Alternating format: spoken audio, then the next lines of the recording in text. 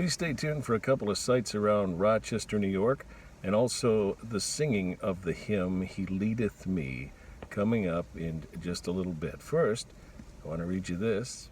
From the book, A Hymn is Born, we go to this story. A governor's son discovers a hymn he wrote.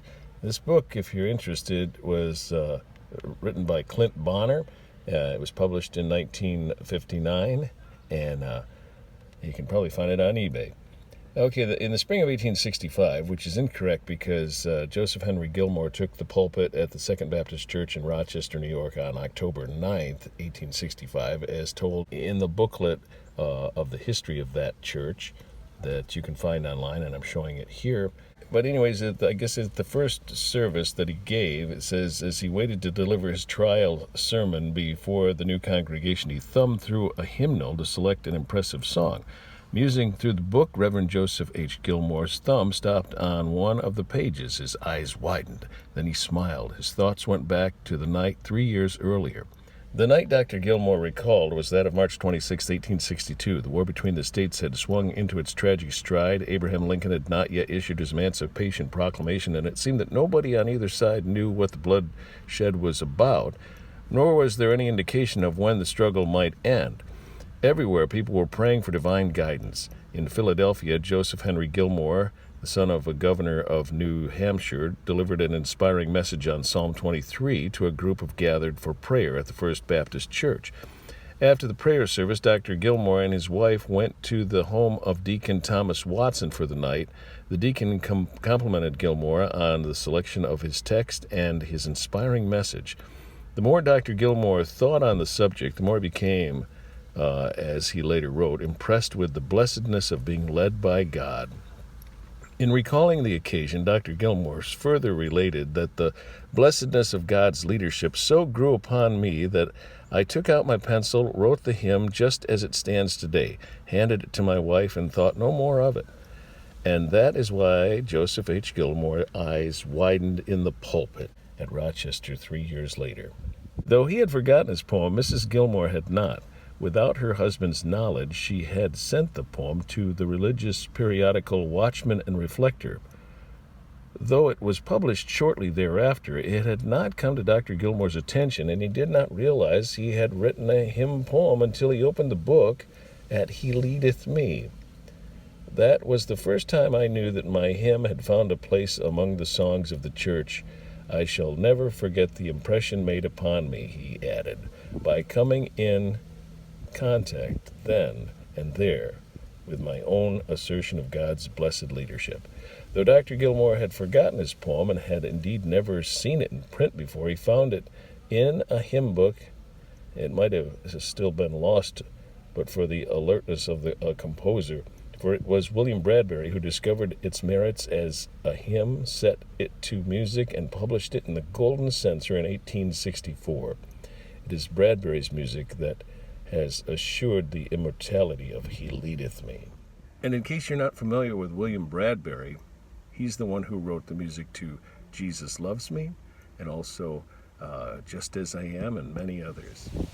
Now I'm in Mount Hope Cemetery in Rochester, New York, and I gotta say, this is a very humbling experience when you consider all the people that have gone on before. I'm looking for one particular grave, and that is that of whom I speak, Joeseph Henry Gilmore. Wouldn't you think maybe he'd be in one of the mausoleums here? I came upon this just a short time ago, and it caught me off guard. Such a beautiful, simple stone that they placed for his family. And I'll show you each one of the stones. Here next to the main stone, and I'm not sure of the relation of all of these, Gertrude Clinton Gilmore, 1868 to 1951, faithful in all things. David Chandler Gilmore, 1866 to 1931, an ambassador of the cross. One of the daughters, I presume, whose last name became Crawford when she married Raymond Noyes. Helen was his daughter, I guess, 1892 to 1990. Wow. And then Jean I'm not sure who these people are, but it says devoted to one another. Emma James Gilmore, 1863 to 1931. O love that wilt not let me go. Joeseph Henry Gilmore, Jr., 1863 to 1939. By hands familiar beckoned. Lucy Brown Gilmore, 1844 to 1922. Her children rise up and call her blessed.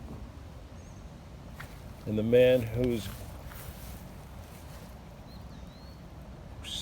grave I've come to see, Joeseph Henry Gilmore, 1834 to 1918.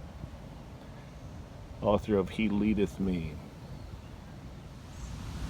And now singing from the hymn book that I previously mentioned, The Golden Censer from 1864, page or hymn number 105.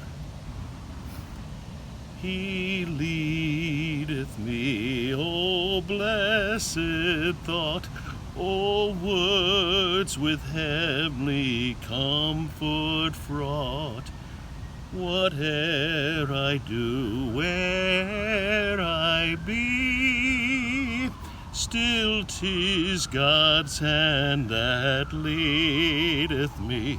He leadeth me, He leadeth me, by His own hand He leadeth me. His faithful follower I would be, for by God's hand He leadeth me. Sometimes mid scenes of deepest gloom, sometimes where Eden's bowers bloom, by water still or troubled sea,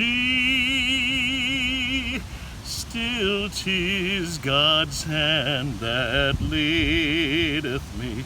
He leadeth me, He leadeth me, by His own hand He leadeth me. His faithful follower I would be, for by His hand He leadeth me.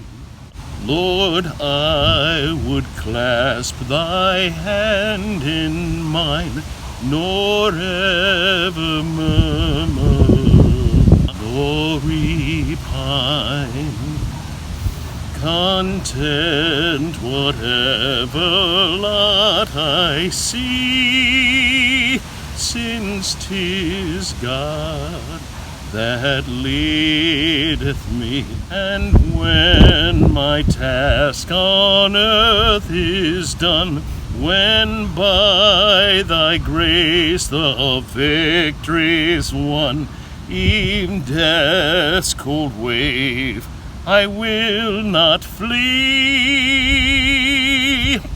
since God through Jordan leadeth me. He leadeth me, He leadeth me, by His own hand He leadeth me. His faithful follower I would be, for by God's hand He leadeth me.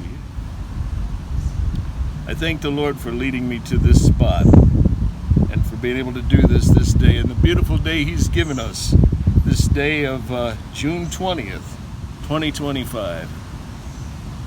I thank the Lord for holding back the wind while I was singing. It's been pretty windy here, very nice summer breeze that we're having today, but the Lord held it off, to let the audio come through well.